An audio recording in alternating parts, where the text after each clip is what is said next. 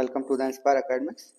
तो last class में मैं metals and non metals chapter number 3 class 10th के मैं मेटलर्जी बता रहा था आपको। मेटलर्जी मतलब कि हम लोग बोल सकते हैं कि जो ओर होते हैं या फिर जो हम नेचुरली फाइंड बोल सकते हैं, नेचुरली हम लोगों को मेटल्स जो मिलते हैं उनको एक्सट्रैक्ट करना, यानी कि ओर से जो मेटल्स हैं वो उनको अलग करना हम बोल सकते हैं मेटलर्जी का प्रोसेस होता है। अब इसमें हम लोगों ने फर्स्ट स्टेप तो कर लिया था, यानी कि जो मेटलर्जी में 3 स्टेप्स में हम लोग करते हैं। तो सबसे पहला स्टेप था हमारे पास जो कंसंट्रेशन इंक्रीज करना है ना। तो कंसंट्रेशन इंक्रीज करने के लिए हमने देख लिया था कि कैसे कैसे हमें करना है, 4 टाइप से हमने कर लिया था। अगर वो वाला क्लास आपने अटेंड नहीं किया है तो कर लेना एक बार। तो इसके बाद हम लोग नेक्स्ट आगे चलते हैं।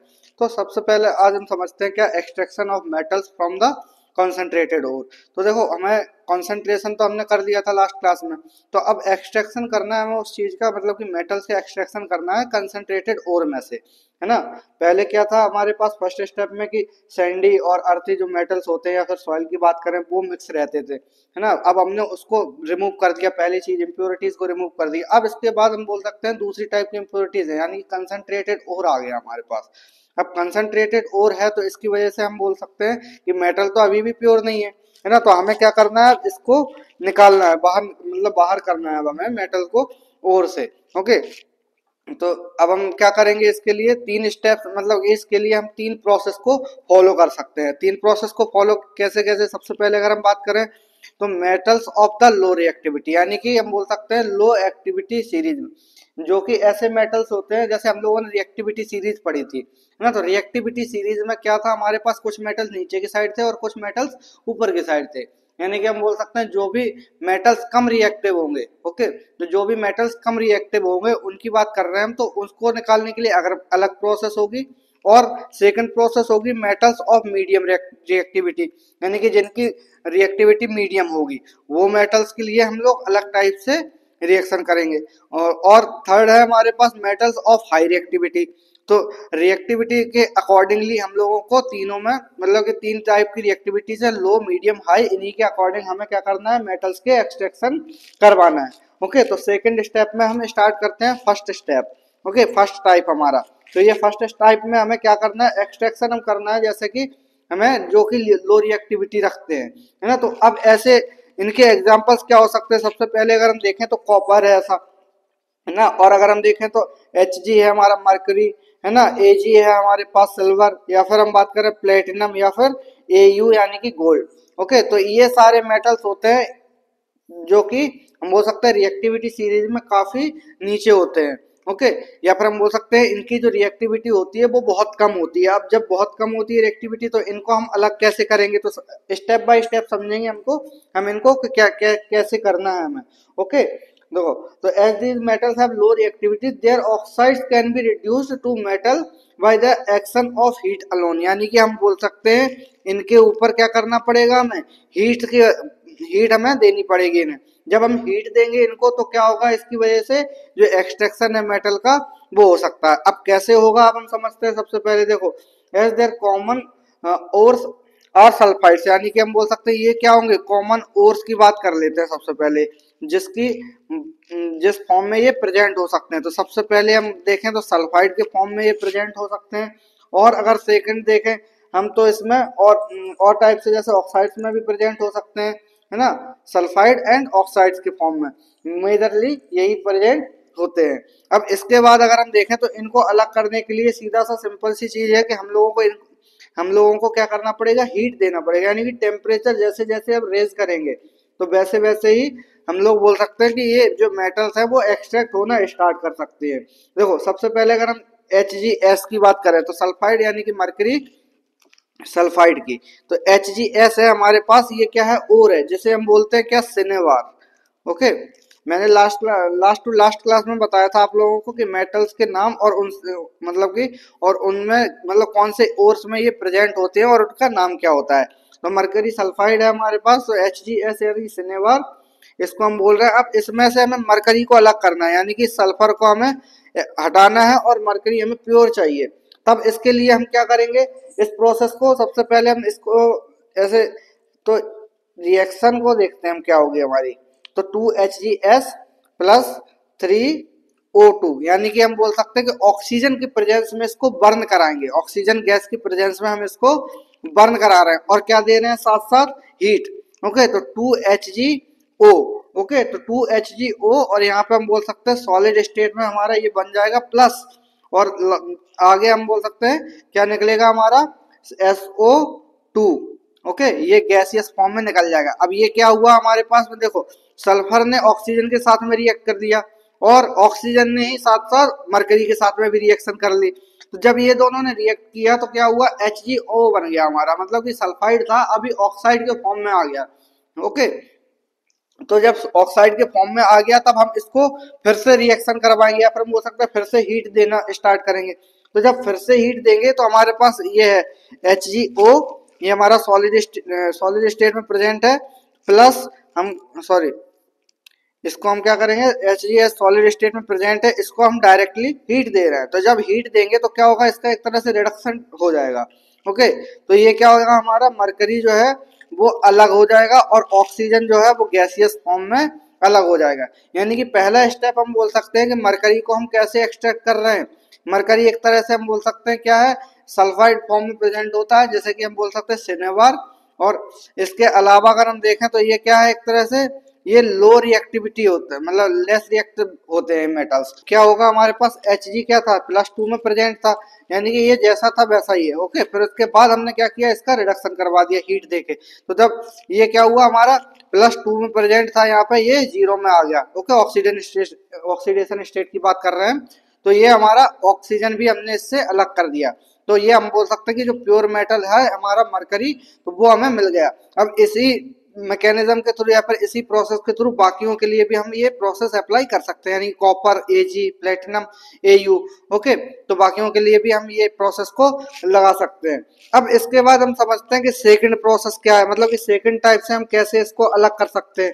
तो सेकंड प्रोसेस में हम बोल सकते हैं कि जो कि ऐसे मेटल्स होंगे जो कि मीडियम टाइप की रिएक्टिविटी रखते हैं, या फिर जो रिएक्टिविटी सीरीज में कहाँ पे होंगे, बीच में कहीं प्रेजेंट होते हैं। ओके, तो इनमें के एग्जांपल हैं Fe यानी कि आयरन, Zn जिंक और Pb यानी कि लेड हमारा, ये सारी चीजें प्रेजेंट होती हैं। तो हम बोल सकते हैं these metals are found in the nature in the form of oxide और सल्फाइड और कार्बोनेट्स। और ओके, तो हम बोल सकते हैं किस किस फॉर्म में प्रेजेंट होते हैं, ऑक्साइड, दूसरा सल्फाइड, थर्ड अगर हम देखें तो कार्बोनेट्स। ओके, तो कार्बोनेट्स ऑक्साइड एंड सल्फाइड के फॉर्म में ये प्रेजेंट होते हैं। उसके बाद अगर हम देखें तो ये सल्फाइड क्या होता है, they are easier to reduce oxide than sulphide और कार्बोनेट्स, यानी कि ऑक्साइड को हम आराम से रिड्यूस कर सकते हैं बट सल्फाइड और कार्बोनेट्स को इतने आराम से नहीं कर सकते। ओके, तब इसके बाद हमें क्या करना पड़ेगा, इसमें हमें करना पड़ेगा कन्वर्जन ऑफ कार्बोनेट और जो सल्फाइड हैं और इनटू द मेटल ऑक्साइड। सबसे पहला स्टेप हमें क्या करना है, कन्वर्ट करना पड़ेगा, किसको, कन्वर्जन ऑफ सल्फाइड। ओके, तो मेटल के जो सल्फाइड है, सल्फाइड एंड कार्बोनेट, किस में करेंगे हम, कार्बोनेट टू ऑक्साइड में। ओके, तो कार्बोनेट्स को या फिर सल्फाइड्स को जो है हम बना लेंगे ऑक्साइड। तब उसके बाद हम बोल सकते हैं इसके लिए हमारे पास दो टाइप की प्रोसेस हो सकती है ना, दो टाइप की प्रोसेस। सबसे पहले अगर हम देखें, देखो कन्वर्जन की अभी प्रोसेस चल रही है हमारे पास, तो कन्वर्ट करने के लिए हम अगर देखें तो सबसे पहले है हमारे पास कैल्सिनेशन। ओके, तो कैल्सिनेशन यानी कि हम बोल सकते हैं फॉर कार्बोनेट और, किसके लिए, फॉर कार्बोनेट और के लिए। ओके, अगर हमें कार्बोनेट और को ऑक्साइड के फॉर्म में हमें लेके जाना है तब क्या करेंगे, हम कैल्सिनेशन करवा देंगे। ओके, कैल्सिनेशन का हम बोल सकते हैं रिएक्शन से हम समझेंगे कैल्सिनेशन की प्रोसेस होगी कैसे। तो ZnCO3 जैसे हम एग्जांपल लें, यानी कि जिंक कार्बोनेट्स, तो फिर इसको हम रिएक्ट करवाएंगे हीट की प्रेजेंस में। ओके, हीट की प्रेजेंस में क्या करेंगे हम, और साथ ही साथ अब्सेंस ऑफ एयर। ओके, ये क्या कर रहे हैं, अब्सेंस ऑफ एयर, यानी कि ऑक्सीजन इसको नहीं दे रहे हैं। तब ये क्या करेगा, अपने आप को ZnO में ले जाएगा, ZnO में प्लस साथ ही साथ, और ये यहाँ से CO2 जो गैस है वो निकल जाएगी। ओके, तो इस टाइप से हमने क्या किया, कैल्सिनेशन करवा दिया। कैल्सिनेशन की हम प्रोसेस को समझ सकते हैं सीधा सा कि ये अब्सेंस ऑफ एयर में हम हीट देंगे। ओके, तो हीट दिया हमने अब्सेंस ऑफ एयर में, तो क्या हो गया, जिंक जो कार्बोनेट्स के फॉर्म में था वो जिंक ऑक्साइड के फॉर्म में पहुंच गया, यानी कि हमें तो यही करवाना था। तो हमारा एक मोटिव तो कंप्लीट हो गया। अब अगर हम देखें तो रोस्ट करेंगे, रोस्टिंग। ओके, रोस्टिंग किसके लिए करेंगे, दूसरे टाइप का जो हम बोल सकते हैं सल्फाइड हमारे पास प्रेजेंट है। तो सल्फाइड के लिए अगर हम देखें तो क्या करना पड़ेगा हमें, जैसे ZnS प्रेजेंट है, सपोज करो क्या है ZnS हमारे पास प्रेजेंट है, तो हमें क्या करना पड़ेगा, इसको ऑक्सीजन की, इसमें देखो ऑक्सीजन की प्रेजेंस में करवा रहे हैं, है ना। उसमें क्या था हमारे पास, अब्सेंस ऑफ ऑक्सीजन था, या फिर हम बोल सकते हैं अब्सेंस ऑफ एयर था। ओके, और इसको हम दे रहे हैं हीट, प्लस हम दे रहे हैं presence of excess air. Okay, excess air, यानी कि उसमें क्या था, हम बिल्कुल भी एयर नहीं दे रहे थे, और इसमें हमें क्या करना है, एयर काफी सारी देना है। ओके, तो हम क्या करेंगे, इस ये अपने आप क्या करेगा, ZnO में ये भी कन्वर्ट हो जाएगा, प्लस 2SO4, हाँ 2SO4 यहाँ पे गैस ये निकल जाएगी। ओके, तो इस टाइप से हम इसको भी कर सकते हैं। ओके, तो ये हमारे पास रिएक्शन हो गई है conversion of sulphide and carbonates की। अब इसके बाद हमें फर्दर क्या करवाना पड़ेगा, इसको हमें एक बार और रिएक्ट करवाना पड़ेगा, जैसे कि कार्बन के प्रेजेंस में, मतलब कि ये हमने यहाँ तक तो जो हमारे ऑक्साइड थे वो तो बना लिए, अब ऑक्साइड के बाद ऐसा तो है नहीं हमने कि मेटल निकाल ली हो बाहर। अब मेटल निकालने के लिए हमें क्या करना पड़ेगा, ZnO जो हमने बनाया है यहाँ से, उसको कार्बन की प्रेजेंस में, या फिर हम बोल सकते हैं कार्बन की प्रेजेंस में बर्न करेंगे, प्लस हम हीट देंगे। हीट देने के बाद हमारे पास क्या हो जाएगा, ये जो कार्बन है वो कार्बन ऑक्सीजन को लेके बाहर निकल जाएगा, और हमारा जो Zn है वो सॉलिड स्टेट में प्रेजेंट होगा, यानी कि हम बोल सकते हैं कि Zn जो है वो निकल आएगा, यानी कि एक्सट्रैक्शन ऑफ मेटल हमारा दूसरे टाइप से यहाँ पे कंप्लीट हो जाता है। एक बार मैं समराइज कर देता हूँ इस प्रोसेस को, क्या करना है हमें, कि ये जो मेटल्स होंगे वो सल्फाइड या फिर कार्बोनेट्स या फिर ऑक्साइड्स के फॉर्म में प्रेजेंट होते हैं। अब इनको क्या करना है, सबसे पहले हमें कि इनको कन्वर्ट करना पड़ेगा ऑक्साइड्स में, क्योंकि हमें पता है ऑक्साइड को हम इजीली मेटल्स में निकाल सकते हैं, मतलब कि ऑक्साइड्स जो होते हैं, ऑक्साइड्स को हम इजीली मेटल्स से एक्सट्रैक्ट कर सकते हैं। ओके, तो इसीलिए हम क्या कर रहे हैं, यहाँ पे conversion of sulphide and carbonates को ऑक्साइड में हम कन्वर्ट करेंगे। फिर उसके बाद हम बोल सकते हैं दो प्रोसेस है इसकी, पहला कैल्सिनेशन और दूसरा रोस्टिंग। कैल्सिनेशन है हमारे पास कार्बोनेट्स ओर के लिए, और अगर हम रोस्टिंग की बात करें तो रोस्टिंग है हमारे पास सल्फाइड ओर्स के लिए। ओके, लास्ट में हमें क्या करना है, जब हमारे ऑक्साइड्स बन गए तो ऑक्साइड्स बनने के बाद हम उसको कार्बन के साथ में रिएक्ट करवा देंगे। तो जब रिएक्ट करवा दिया हमने, तो फिर हमारा जो प्योर मेटल है, या फिर हम बोल सकते हैं मेटल का मेटल हमारा एक्सट्रैक्ट हो चुका है ओर से। ओके, अब हम बोल सकते हैं थर्ड हमारे पास स्टेप, मतलब थर्ड रिएक्शन और होती है, या फिर हम बोल सकते हैं थर्ड टाइप के जो मेटल्स हैं जो कि बहुत ज्यादा रिएक्टिव होते हैं। ओके, हाईली रिएक्टिव मेटल्स हैं, जैसे कि जो हमारा पोटेशियम है, कैल्शियम है, सोडियम हुआ, या फिर मैग्नीशियम की बात करें, या फिर एल्यूमिनियम, ये सारे जो मेटल्स होते हैं बहुत ज्यादा रिएक्टिव होते हैं, है ना। अब हमें ये भी पता है कि ये सारे जो मेटल्स होते हैं वो कौन से फॉर्म्स में प्रेजेंट होते हैं, है ना। जैसे एल्यूमिना में प्रेजेंट होता है, याद होगा आप लोगों को लास्ट क्लास में मैंने इसके ओर्स भी बताए थे, है ना। तो इसके लिए हमें क्या करना पड़ेगा, इसके हम बोल सकते हैं ऑक्साइड्स के फॉर्म में अगर ये प्रेजेंट है तब हमें क्या करना है। सबसे पहले अब इसको समझो कि हमें क्या करना है। देखो देखो हम बोल सकते हैं highly reactive metals such as potassium, calcium, sodium, magnesium, aluminium etcetera can not be obtained by reduction of their oxides by heating with carbon और एल्यूमिनियम, यानी कि हम इसको नॉर्मली जैसे इनके साथ में कर रहे थे वो वैसा नहीं कर सकते हैं। क्यों नहीं कर सकते, देखो क्योंकि हम बोल सकते हैं this is because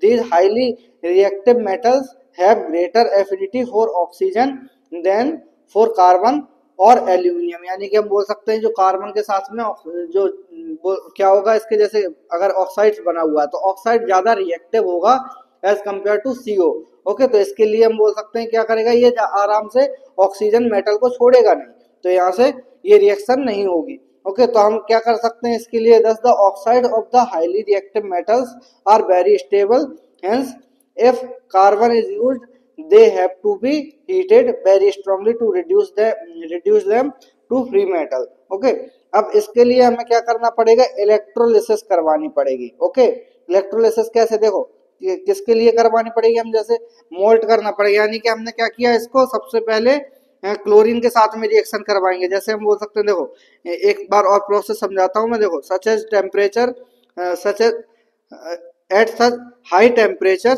metals form combine of carbon to form their carbides, hence these metals are obtained by the electrolysis of their molten or fused oxide or chlorides, यानी कि हम बोल सकते हैं इसको क्या करवाना पड़ेगा, हमें मोल्टन करवाना पड़ेगा। मोल्ट यानी कि हम बोल सकते हैं हीट देना पड़ेगा, लेकिन excess heat. Okay, excess heat देंगे हम, तब क्या होगा इसकी वजह से, और हम बोल सकते हैं या तो ऑक्साइड्स बन जाएंगे। दूसरी चीज अगर हम बोले तो ये, हाँ, यहाँ पे हम क्लोरीन की प्रेजेंस में क्या करवा देंगे, इसकी रिएक्शन करवा देंगे, तो यहाँ से क्लोराइड्स बन जाएंगे। ओके, जब क्लोराइड्स बन जाएंगे तब हम इसको एक्सट्रैक्ट कर सकते हैं। ओके, कैसे कर सकते हैं हम एक्सट्रैक्ट, समझते हैं। तो क्लोरीन के साथ में जब हम रिएक्ट करवा देंगे एक्सेस हीट की प्रेजेंस में, तो ये बन जाएगा हमारा, जैसे सपोज करो KCl, या फिर अगर सोडियम है तो NaCl। ओके, कैल्शियम है तो CaCl2। ओके, या फिर MgCl2, इस टाइप से ये सारे बन जाएंगे। और अगर हम देखें AlCl3 एटसेट्रा, ये सारी चीजें यहाँ पे बन जाएंगी। ओके, इस रिएक्शन की वजह से हमने जब मोल्ट कराया इसको क्लोरीन के साथ में रिएक्ट करवाया है, तो ये KCl यानी पोटेशियम क्लोराइड्स, और फिर हम बोल सकते हैं सोडियम क्लोराइड, ये फॉर्म बन हो गया हमारा। अब इसके बाद हमारे पास दो रिएक्शन आ जाती हैं, है ना। दो रिएक्शन से हम इसको अलग करवा सकते हैं। सबसे पहले अगर हम देखें तो electrolysis. Okay, electrolysis of molten sodium chloride. Okay, जो हमारे पास मोल्ट किया हुआ सोडियम क्लोराइड है उसको हम इलेक्ट्रोलिसिस करवाएंगे। इलेक्ट्रोलिसिस में करवाने के लिए हम NaCl को क्या करेंगे, ये तो हमें पता है सॉलिड स्टेट में प्रेजेंट होता है, तो इसको हम कर सकते हैं हीट टू मेल्ट। ओके, तो हीट करेंगे, मेल्ट, तो ये हो जाएगा सोडियम Na और प्लस ये Cl नेगेटिव। ओके, तो ये हमारे पास फॉर्म हो जाएगा, यानी कि सोडियम जो होगा लिक्विड फॉर्म में आ जाएगा और क्लोरीन जो होगा वो भी लिक्विड फॉर्म में आ जाएगा। तो इस टाइप से हम क्या कर सकते हैं, इसको एक्सट्रैक्ट कर सकते हैं। बट यहाँ पे ये प्रॉब्लम क्या है, यहाँ पे ये पॉजिटिव और नेगेटिव फॉर्म में हैं, तो इसके लिए हमें क्या करना पड़ेगा। अब देखते हैं, जैसे ये हमारे पास क्या है, एक तरह से इम्प्योर। अभी हम थर्ड स्टेप पे पहुंचे नहीं है, थर्ड स्टेप और भी है हमारे पास। तो ये हमारे पास क्या है, मतलब कि ये हम सेकंड स्टेप पढ़ रहे हैं ना, जो हमारी मेटलर्जी का है। तो मेटलर्जी में हमने इसको यहाँ कर दिया। अब इसके बाद हम नेक्स्ट स्टेप में, जो थर्ड स्टेप है उसमें भी हम पढ़ेंगे, है ना। तो ये यहाँ पे हम छोड़ देते हैं अभी के लिए। अब नेक्स्ट हम किस टाइप से करवा सकते हैं, तो ये हम बोल सकते हैं electrolysis, electrolysis of molten aluminium. Okay, alumina. तो हम इसको यहाँ से एल्यूमिना को, जो मोल्टन एल्यूमिना है उसको भी हम कर सकते हैं। तो इसके लिए हमें क्या करना पड़ेगा, जो होगा एल्यूमिनियम का, तो aluminium bye heating with carbon, यानी कि इसको हम नॉर्मली ऐसे नहीं हटा सकते हैं। तब यहाँ पे क्या करेंगे, रिएक्शन होगी। कैसे होगी, एट कैथोड इसमें होगा रिडक्शन।